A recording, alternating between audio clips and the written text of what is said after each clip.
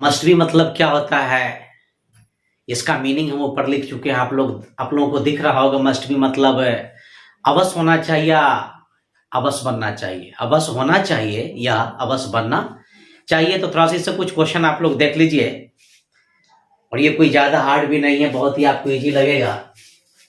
Question यहां पर हम देख लेते हैं कि पहले क्वेश्चन है, मुझे ईमानदार अवश्य बनना, मुझे ईमानदार अवश्य बनना चाहिए, मुझे ईमानदार अवश्य बनना चाहिए। सबसे पहले तो आप यहाँ पर आपका सवाल यह कि सर कैसे जानेंगे कि ये क्वेश्चन इसी फॉर्मूला पर बनेगा। चलिए इसको हम यहाँ पर बंद कर दिए ताकि आपको ये समझ में आ जाए, अवश्य बनना चाहिए। अगर इस क्वेश्चन में अवश्य बनना चाहिए अगर नहीं होता तो ये क्वेश्चन किसी भी कीमत पर ये मस्ट बी के नियम पर नहीं बनता। तो एक नंबर में इसको डिवाइड कर दीजिए, मुझे 2 नंबर में अवश्य बनना चाहिए। क्या बनना चाहिए भाई? ईमानदार। तो मुझे के अंग्रेजी क्या लिखेंगे आप? आई। बहुत ही छोटा क्वेश्चन डाले हैं ताकि आप छोटे क्वेश्चन से डायरेक्ट क्या काम करेंगे, बड़े क्वेश्चन की ओर यानी लॉन्ग क्वेश्चन की हम लोग चलेंगे ताकि आपको कोई प्रॉब्लम नहीं हो। I must be. रही बात यहाँ पर ईमानदार की, यहाँ पर क्या लिखेंगे आप लोग? यहाँ यंगेस्ट लिखेंगे। अगली क्वेश्चन है यहाँ पर कि हम लोगों को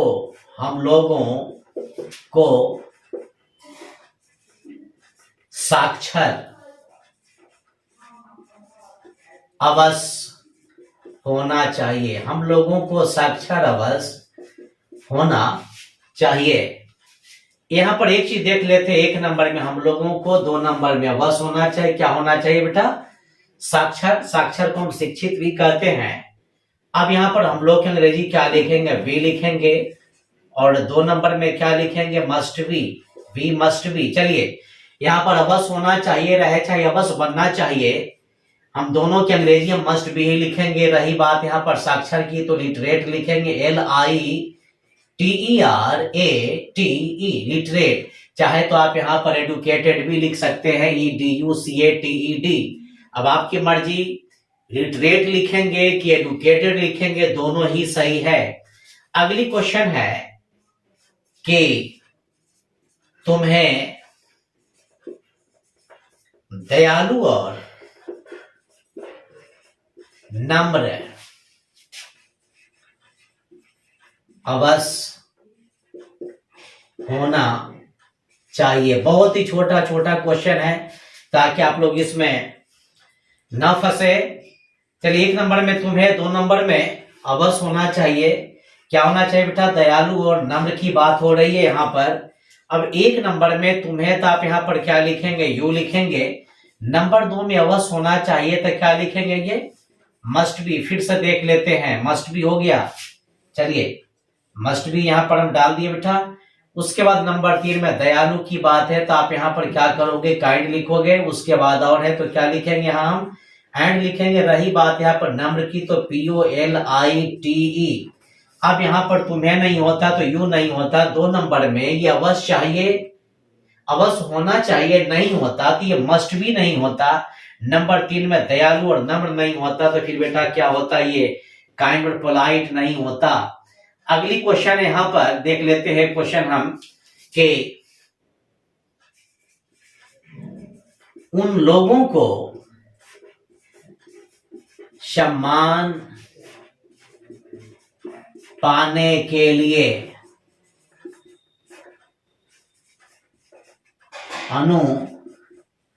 अनुशासित, चलिए इसको साफ साफ हम लिख दिया। हाँ, अनुशासित अवश्य होना चाहिए। चलिए नीचे में डाल देते हैं, उन लोगों को सम्मान पाने के लिए अनुशासित अवश्य होना चाहिए। चलिए क्वेश्चन गौर करते हैं। यहाँ पर हम 1 नंबर में, सॉरी यहाँ पर उन लोगों को लिखना है। चलिए इसको हम क्लियर कर देते हैं। उन लोगों को, चलिए देख लेते हैं। अब यहाँ 1 नंबर में उन लोगों को, 2 नंबर में अवश्य होना चाहिए। क्या होना चाहिए? अनुशासित। क्यों भाई? सम्मान पाने के लिए अब एक नंबर में उन लोग है, तो आप क्या लिखोगे, यहां पर दे लिखेंगे, उसके बाद अवश्य होना चाहिए, तो क्या लिखें बेटा, ये मस्ट बी। रही बात यहां पर अनुशासित होने की, तो डिसिप्लिनेड लिखेंगे, DISCIPLINED, डिसिप्लिनेड। और सम्मान पाने की बात है यहां पर, वो आप यहां पर क्या लिखेंगे भाई, टू गेट, गेट लिखने के बाद यहां पर रिस्पेक्ट लिखेंगे, RESPECT। तो बहुत इजी क्वेश्चन हम आपको दे रहे हैं कि आपको बनाने में किसी किस्म की कोई प्रॉब्लम क्रिएट नहीं होना चाहिए। एक क्वेश्चन थोड़ा सा और डाल देते हैं।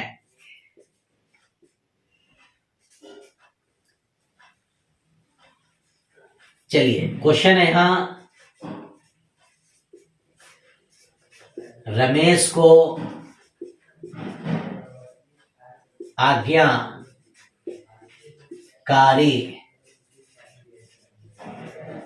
अवश्य होना चाहिए। चलिए, अब कोई प्रॉब्लम नहीं होना चाहिए, रमेश को आज्ञाकारी अवश्य होना चाहिए। अब एक नंबर में रमेश को, दो नंबर में बिठाइए, अवश्य होना चाहिए, क्या होना चाहिए, आज्ञाकारी।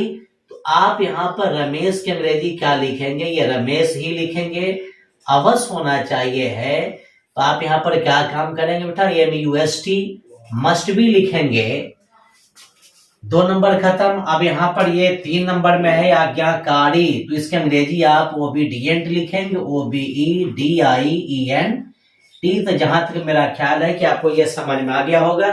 इसके आगे के लाइन में कुछ क्वेश्चन देख लेते हैं कि हम लोगों को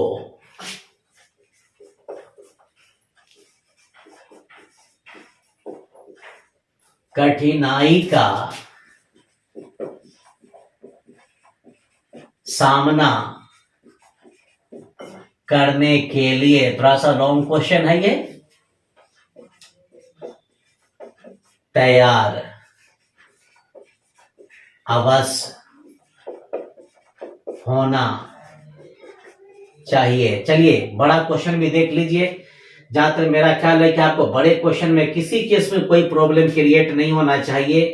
एक नंबर में हम लोगों को, दो नंबर में अवश्य होना चाहिए, क्या होना चाहिए, तैयार होना चाहिए भाई, मगर किसके लिए, कठिनाई का सामना करने के लिए, ये चौथे नंबर में डाल देते हैं। अब एक नंबर में हम लोग हैं, तो आप यहां पर क्या लिखेंगे बेटा, ये बी डाल लीजिए, अवश्य होना चाहिए, तो must be, we must be ready, we must be ready. हम लोगों को है तो बी लिखेंगे, अवश्य होना चाहिए तो मस्ट बी, तैयार है तो रेडी लिखेंगे। अब रही बात किसके लिए तैयार होने की बात हो रही है, तो कठिनाई का सामना करने के लिए, to face, FAC, to face hardship, HARDSHIP, hardship. चलिए अगली क्वेश्चन है कि आपको हर बात पर चिंतित अवश्य नहीं होना चाहिए। चलिए उसको नीचे डाल देते हैं, समझ लीजिए। तो एक नंबर में आपको, दो नंबर में अवश्य नहीं होना चाहिए, इसको आप दोनों को एक ही, यानी अवश्य नहीं होना चाहिए, इसको डायरेक्ट क्या करेंगे हम, दो नंबर में ले चलेंगे, नंबर 3 में चिंतित।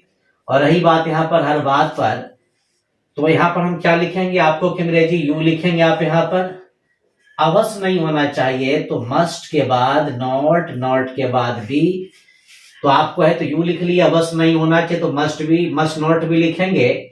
रही बात चिंतित की, तो NXGS,